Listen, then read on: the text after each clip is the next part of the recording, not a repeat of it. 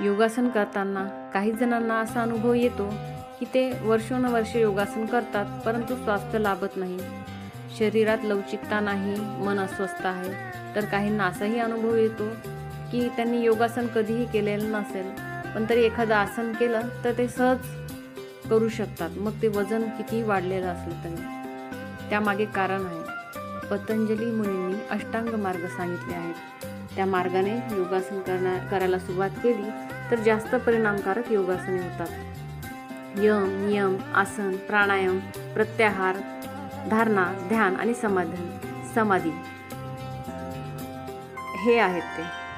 यातील यम 5 आहेत: सत्य, अहिंसा, अस्तेय, अपरिग्रह आणि ब्रह्मचर्य. जर आपण प्रामाणिकपणे राहिलो, खरेपणाने वागलो, कधीही कायिक, वाचिक आणि मानसिक हिंसा केली नाही तर नकळत आपण योगासने सहज करू शकतो. हा देखील देवाला जाणण्याचा एक मार्ग आहे आणि त्यामुळेच आसने परिणामकारक होण्यासाठी याचा विचार करावा लागेल. धन्यवाद.